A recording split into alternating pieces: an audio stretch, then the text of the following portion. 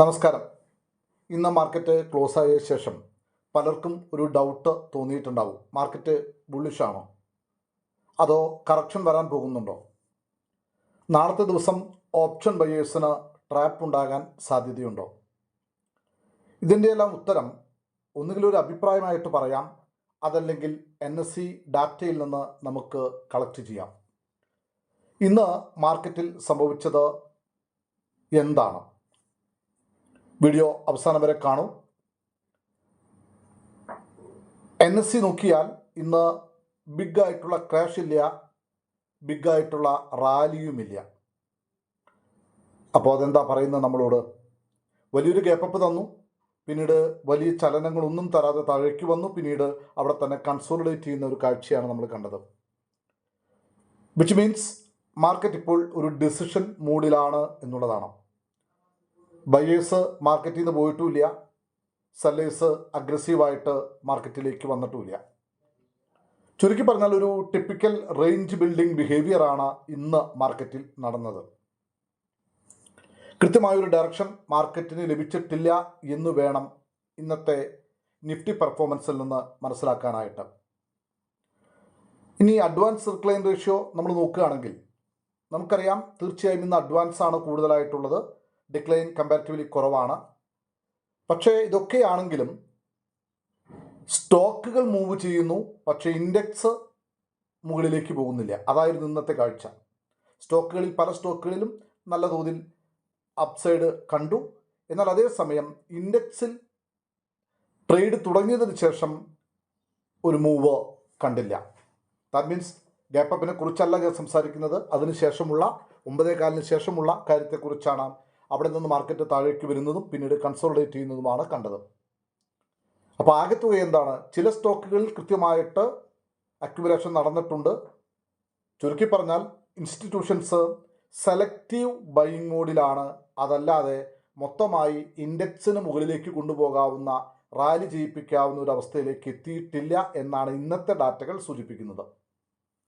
നാളെ കാര്യങ്ങൾ മാറി പറഞ്ഞേക്കാം. ഞാൻ ഇന്നത്തെ ഡാറ്റയെക്കുറിച്ച് മാത്രമാണ് പരാമർശിക്കുന്നത്. ഇനി സെക്ടർ വൈസ് നോക്കിയാലും ഒരേ സെക്ടറിലെ അത്യാവശ്യം എല്ലാ കമ്പനികളും ഒരുപോലെ മുകളിലേക്ക് പോയിട്ടില്ല എന്നുള്ളതാണ്. അതും കൃത്യമായിട്ട് ഒരു സൂചനയാണ്. സെലക്റ്റീവ് ബൈയിങ് ആണ് ഇന്ന് നടന്നിട്ടുള്ളത്.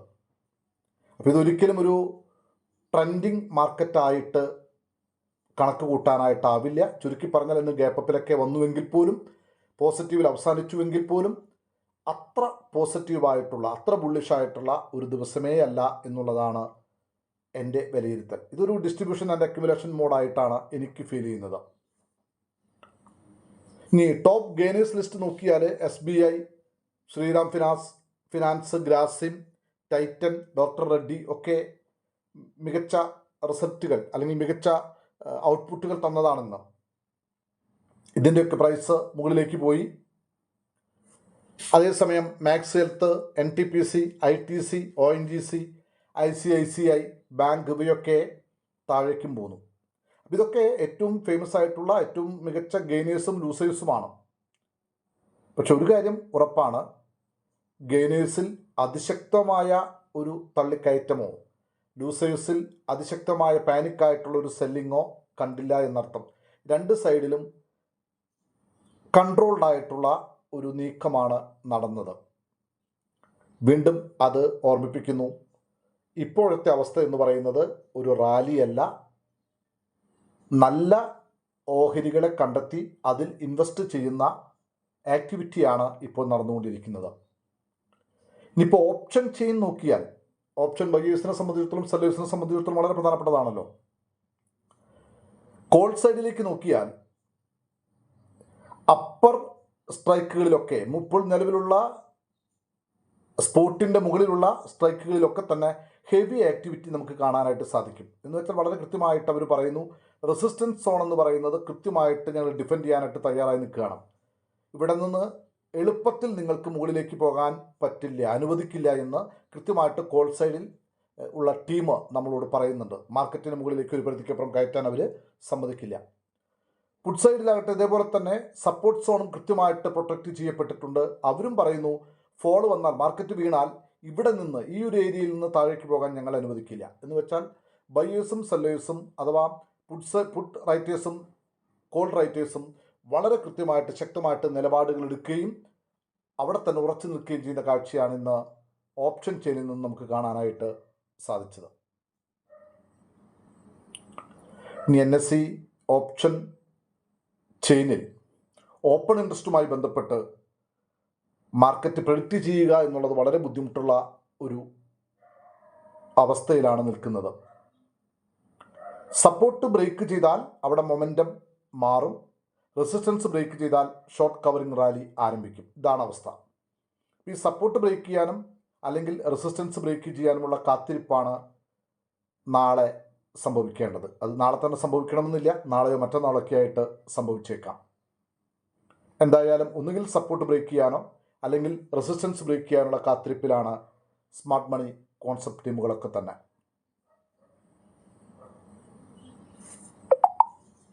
പറഞ്ഞു വന്നതിൻ്റെ ആകെത്തുക ഇതാണ്. നാളെ ഒരു ഹൈ പ്രോബബിലിറ്റി ഡേ ആണ്. ഒന്നുകിൽ ഇന്ന് ക്രിയേറ്റ് ചെയ്തതുപോലെ ഒരു റേഞ്ച് എക്സ്പാൻഷൻ നാളെ സംഭവിച്ചേക്കാം, അതുമല്ലെങ്കിൽ ഫേക്ക് ബ്രേക്കൗട്ട് അറ്റംപ്റ്റുകൾ താഴേക്ക് മുകളിലേക്കൊക്കെ സംഭവിച്ചേക്കാം. എന്തായാലും ഓപ്ഷൻ ബയേഴ്സ് പ്രത്യേകം ശ്രദ്ധിക്കണം. കാരണം ഈ ഫേക്ക് ബ്രേക്കൗട്ടുകളൊക്കെ തന്നെ നമ്മുടെ ചിന്തകളെ മൊത്തമായിട്ട് തകർത്ത് കളയാൻ സാധ്യതയുള്ളതാണ്.